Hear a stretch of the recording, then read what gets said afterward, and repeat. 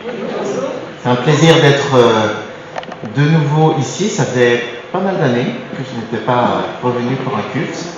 Donc c'est un plaisir de pouvoir vivre ces moments ensemble. Pour ceux qui ne me connaissent pas, parce que moi je ne connais pas la plupart d'entre vous, donc peut-être beaucoup aussi ne me connaissent pas. Donc Patrice Alcindor, j'habite à Nantes, je suis pasteur là-bas à Nantes et j'accompagne aussi l'ensemble des églises autrefois de transmission et maintenant en perspective en tant que président, encore pour une année. Voilà, c'est une joie de pouvoir retrouver, rencontrer des frères et sœurs partout et de savoir qu'on est en famille, dans la famille du Seigneur, et de pouvoir partager la parole ensemble. Alors je crois que ce matin, oui, il y a aussi des enfants avec nous, donc on m'a dit qu'il ne faut pas être trop long. Non, c'est pas ça. On va aller dans le premier livre de Samuel. J'aime partager ce texte dans 1 Samuel à partir du chapitre 4, tout un épisode qui nous interroge et qui nous interpelle peut-être dans ces temps où il y a beaucoup d'angoisse, d'inquiétude dans le monde qui nous entoure et peut-être nous-mêmes, nous sommes aussi un peu angoissés, nous demandant finalement est-ce que le Seigneur agit ? Est-ce que nous pouvons véritablement nous appuyer sur lui ? Est-ce que ce qui nous arrive fait une différence pour le Seigneur ? Eh bien, ce texte peut nous encourager.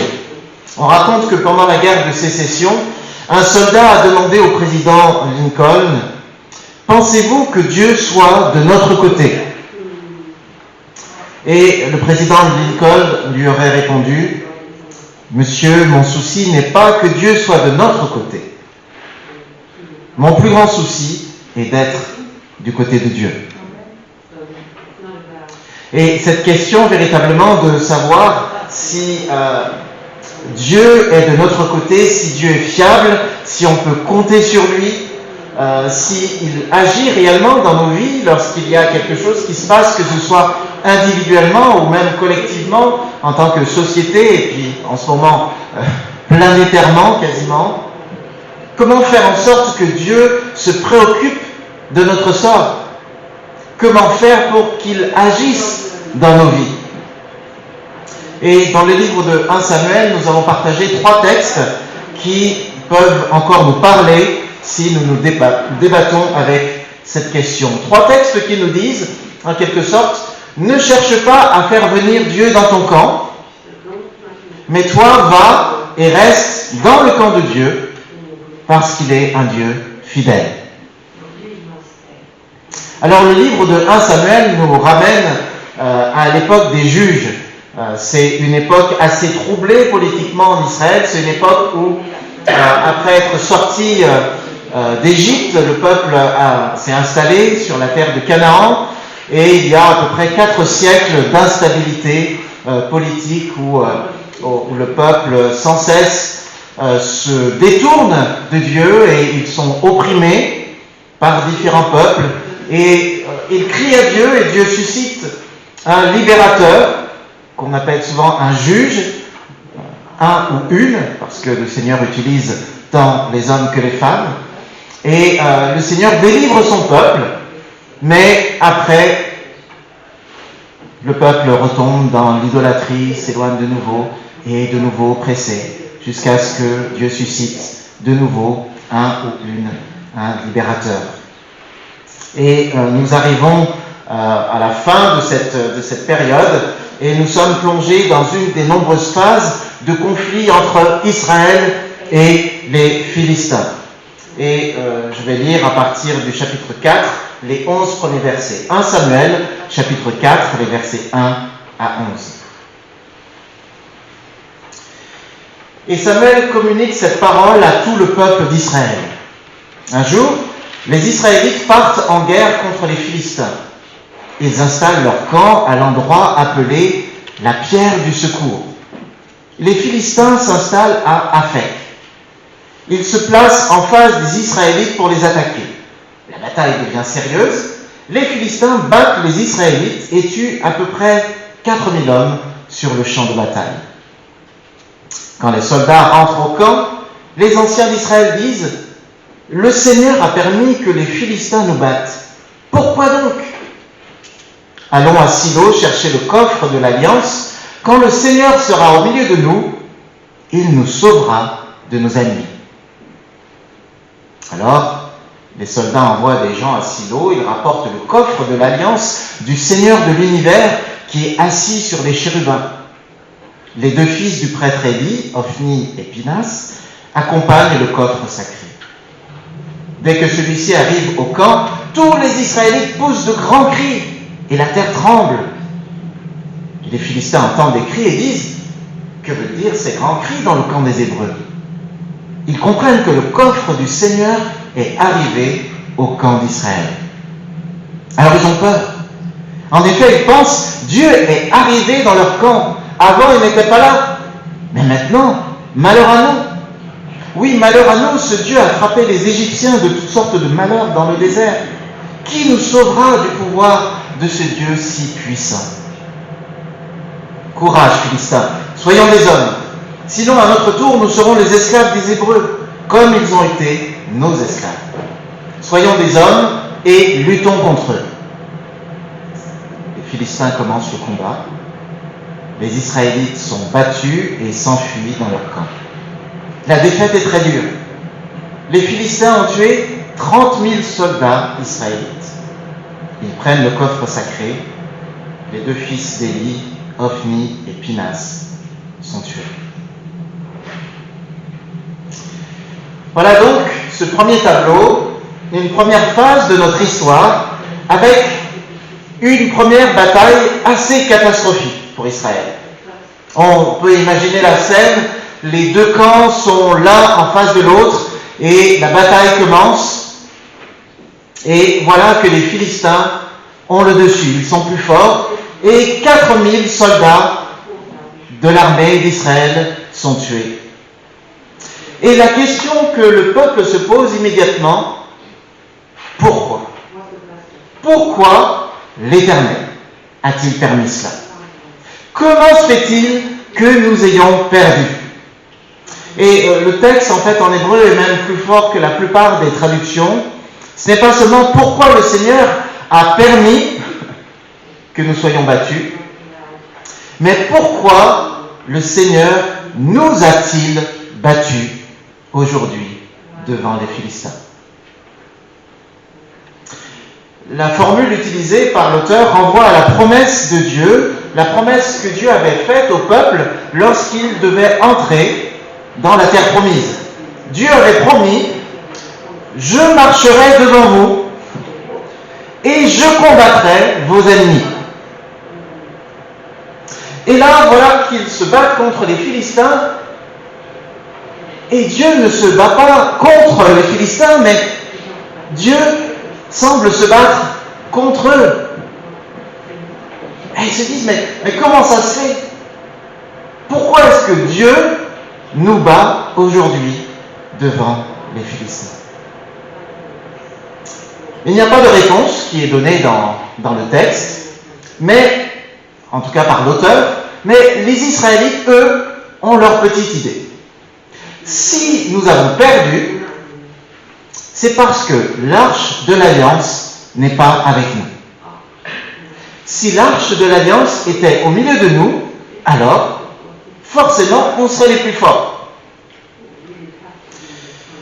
L'auteur du livre de Samuel joue même, je crois, un peu d'ironie, il force le trait, il parle du coffre du Seigneur de l'univers qui siège entre les chérubins. Et les Israélites se disent, si on pouvait faire venir Dieu dans sa boîte, il serait au milieu de nous et forcément, on gagnerait. Et ils se disent, on a oublié la boîte à bon Dieu. Si on a le coffre de Dieu, on le porte, on le met au milieu du camp, et donc forcément, Dieu il n'est pas contre nous, il est forcément avec nous, parce qu'il est dans notre camp désormais. Alors c'est ce qu'ils font. Ils vont chercher la boîte à bon Dieu, ils l'amènent dans le camp et ils partent à la bataille.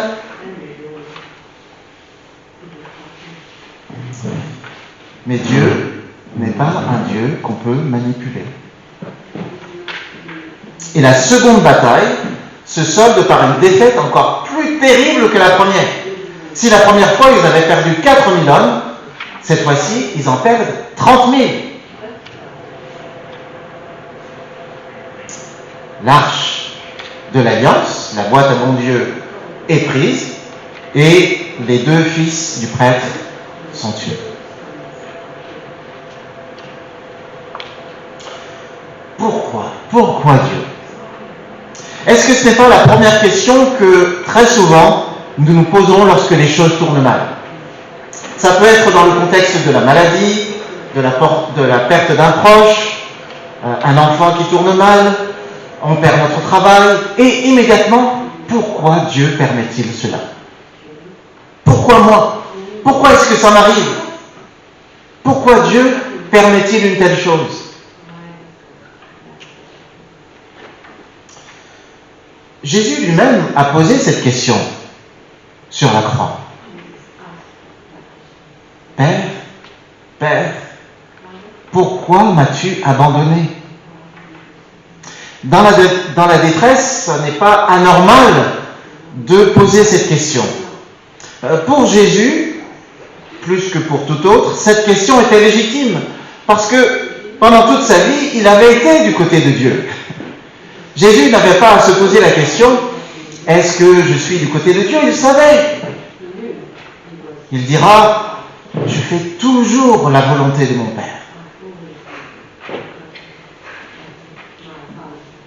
Mais là, sur la croix, nos péchés étaient entre Jésus et Dieu, son Père. Et Jésus pouvait légitimement poser cette question, Père, pourquoi m'as-tu abandonné? Mais dans un sens, pour nous qui sommes loin de vivre nos vies comme Jésus, nous qui sommes loin de pouvoir dire, moi je fais toujours la volonté de Dieu, nous devrions non pas nous poser la question, pourquoi Dieu m'a-t-il abandonné, mais plutôt, pourquoi est-ce que Dieu ne m'abandonne pas? Pourquoi est-ce que Dieu continue à se préoccuper de moi?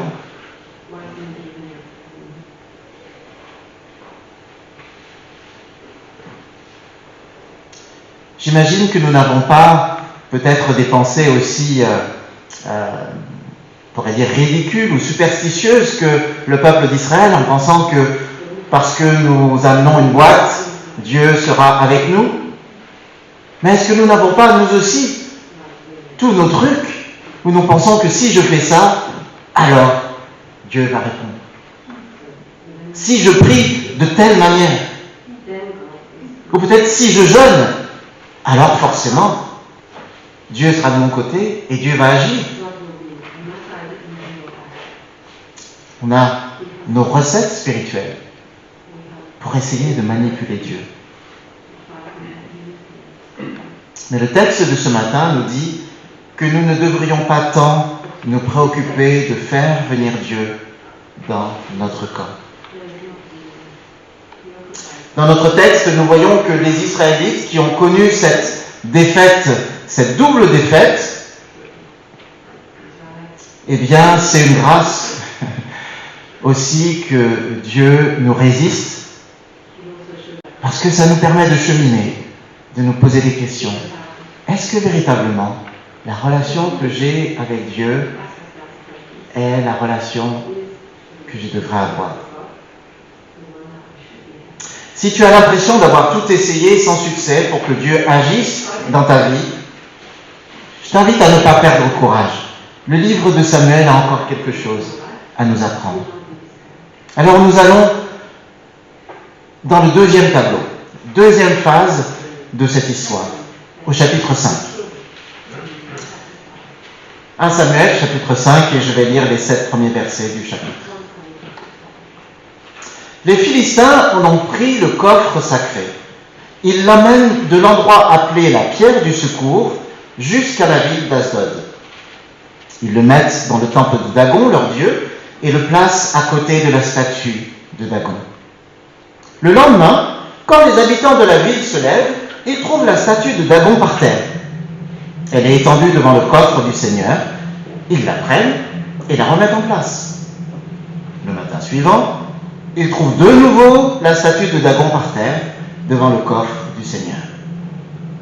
La tête et les deux mains sont cassées. Elles sont par terre à l'entrée de sa maison. Seul le corps de Dagon reste. C'est pourquoi aujourd'hui encore, les prêtres de Dagon et tous ceux qui vont dans son temple à Asdod évitent de marcher à l'endroit où Dagon est tombé, à l'entrée du temple.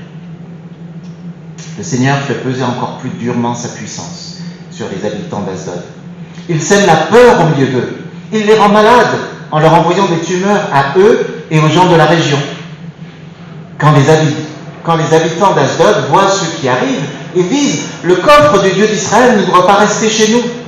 Le Dieu d'Israël fait peser trop durement sa puissance sur nous et sur Dagon, notre Dieu. » Ils invitent tous les chefs des Philistins à se réunir chez eux et ils disent « Qu'est-ce que nous devons faire avec le coffre du Dieu d'Israël ?»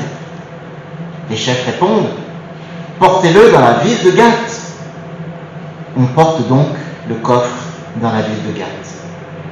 Mais quand le coffre arrive dans la ville, le Seigneur fait peser très durement sa puissance sur les habitants. Ça provoque une très grande peur. Le Seigneur les rend tous malades, petits et grands, en leur envoyant des tumeurs. Alors, ils font porter le coffre sacré dans la ville d'Écron. Mais quand le coffre arrive à Écron, les habitants crient « Ils ont apporté chez nous le coffre du Dieu d'Israël. Ils veulent nous faire tous mourir, nous et nos familles. » Les habitants invitent tous les chefs des Philistins à une réunion. Ils disent « Renvoyez le coffre du Dieu d'Israël. Il doit retourner là où il doit être. Sinon, nous allons tous mourir, nous et nos familles. » En effet, tous les habitants d'Écron sont effrayés parce que Dieu a fait peser très durement sa puissance sur eux. Les gens qui ne meurent pas ont tous des tumeurs et leurs cris de douleur montent jusqu'au ciel.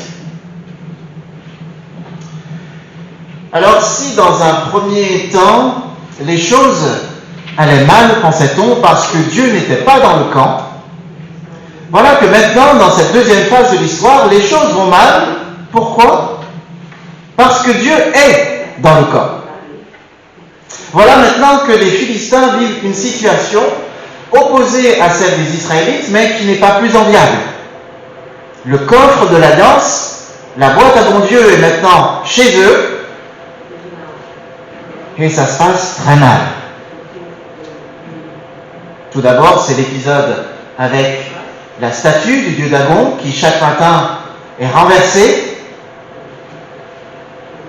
Et puis ensuite, tout le monde est frappé de tumeurs et beaucoup d'entre eux meurent. Et la question des Philistins, c'est que ferons-nous de l'arche du Dieu d'Israël ? Face au désastre, les Philistins se demandent ce qu'ils vont bien pouvoir faire pour neutraliser le Dieu d'Israël.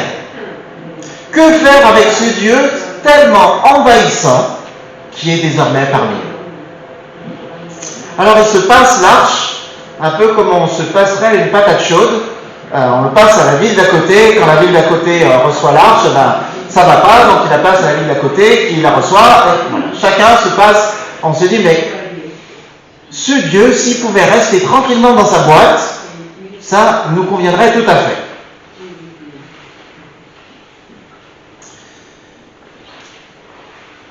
La réponse des Philistins, que Dieu s'en aille. On n'arrive pas à neutraliser ce Dieu. Il ne veut décidément pas rester tranquillement dans sa boîte. Alors ce texte, qui peut bien sûr nous faire rire, nous rappelle, si besoin était, que Dieu est un Dieu effrayant, parce qu'il est un Dieu vivant, et que c'est lui que nous devons craindre. Le résultat, lorsqu'on veut amener Dieu dans notre vie, sans nous débarrasser de nos idoles, peut être un résultat catastrophique. Le Dieu très saint ne peut pas cohabiter avec les idoles. Dieu n'est pas un Dieu de plus, une ressource de plus qu'on peut faire entrer dans notre panthéon plein de faux dieux. Dieu est un Dieu 3 fois saint, un Dieu unique, qui ne partage pas sa place avec d'autres dieux. Et voyez-vous, le monde n'est pas contre Dieu. Même dans un pays aussi sécularisé que la France, la plupart des gens croient en un Dieu. Mais en un Dieu inoffensif. Sa présence ne doit rien changer dans nos vies. Et même pour certains, que de temps en temps on puisse faire une petite prière et que Dieu fasse quelque chose, ça va, mais pour eux qu'après on rentre dans sa boîte et qu'il nous laisse continuer notre vie tranquillement. Un Dieu qui peut nous servir quand cela nous arrange, ok. Mais il faut qu'on puisse le remettre au placard la plupart du temps.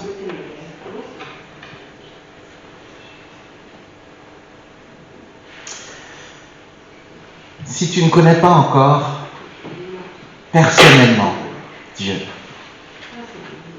si tu n'as pas encore donné ta vie à Jésus, ou peut-être si tu es en train de t'approcher de Dieu, de découvrir son amour, de découvrir sa grâce, de découvrir son pardon, j'aimerais aussi te dire que Dieu est un Dieu saint. Il ne peut pas cohabiter avec toutes sortes d'idoles.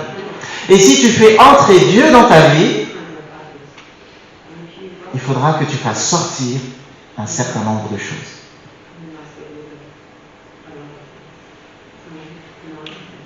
C'est C.S. Lewis qui caractérisait son idolâtrie lorsqu'il commençait à s'approcher de Dieu.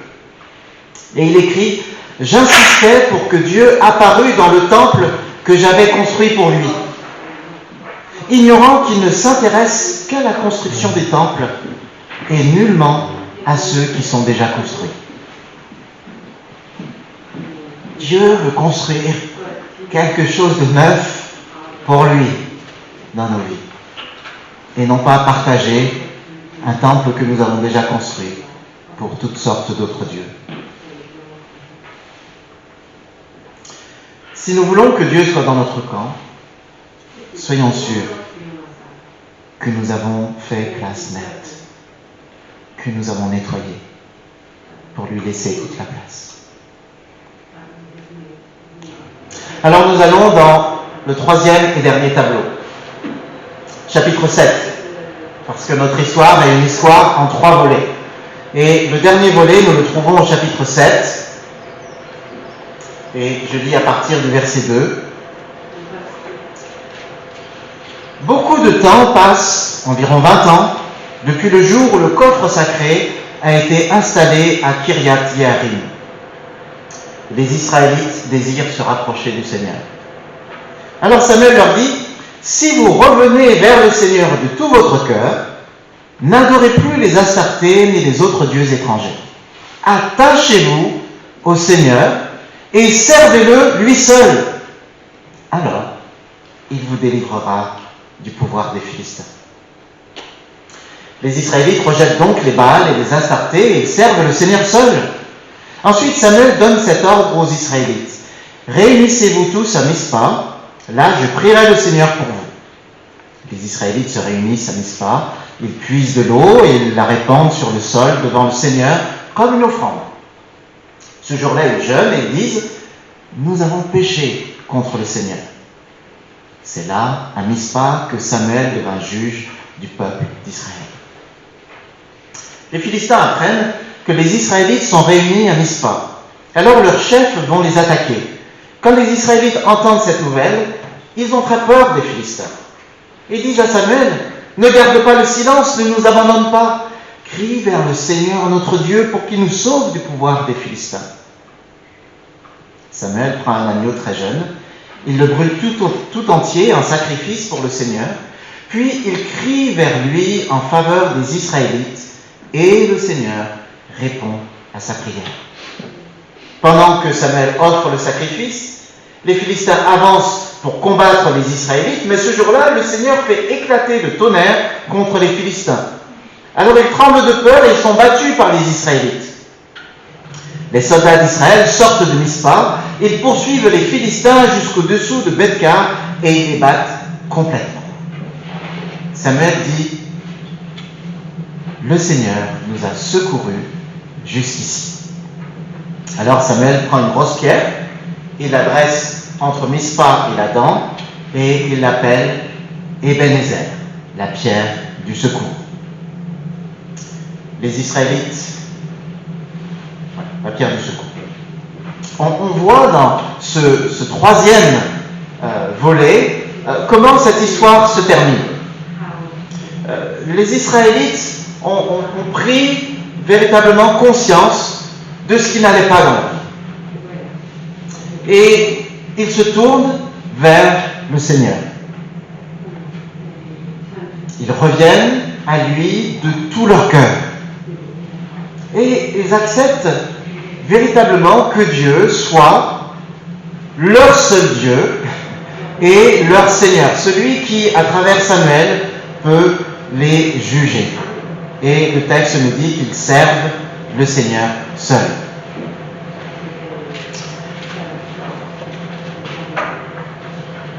Et ils sont de nouveau attaqués. Mais cette fois-ci, ils ne cherchent pas à manipuler Dieu, ils ne se mettent pas à se plaindre en se disant « Voici qu'on a décidé de servir Dieu et maintenant on nous attaque. Pourquoi le Seigneur permet-il cela ?» Non.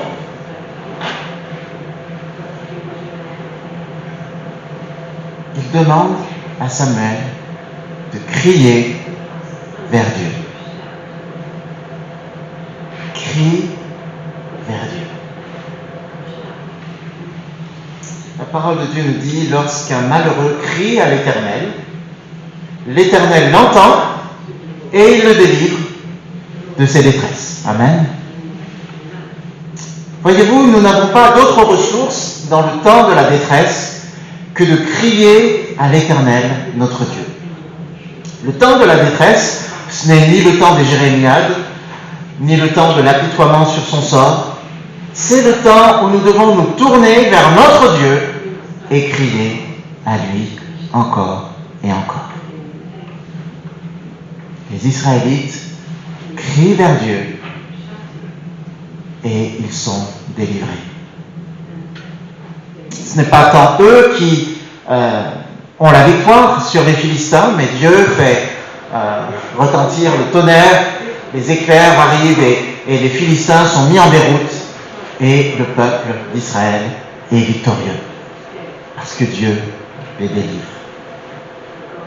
Mais j'aimerais surtout noter ceci.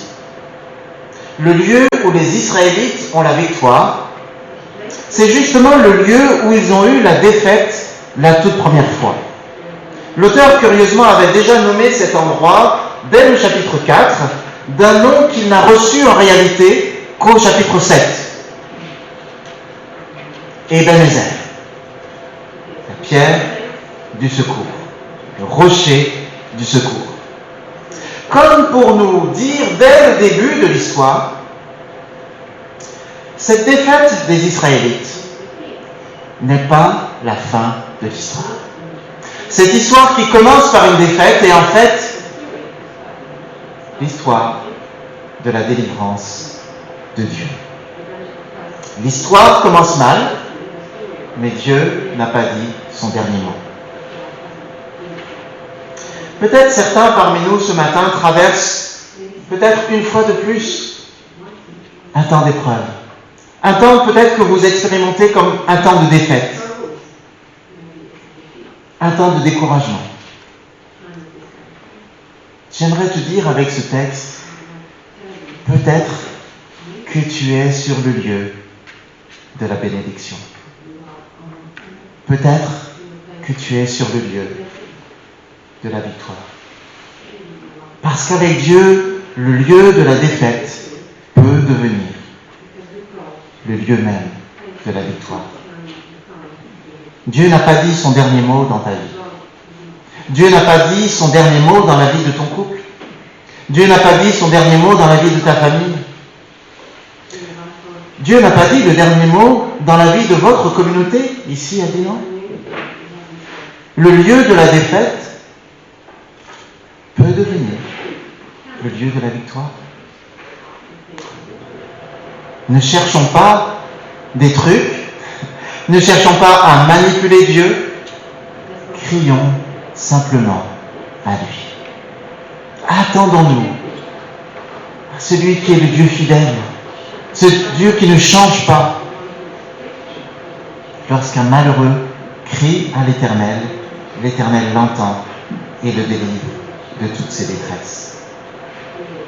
Le Nouveau Testament nous montre que cette pierre de secours, ce rocher de secours qui marque les générations par la fidélité de Dieu, cette pierre de secours, c'est Jésus-Christ lui-même.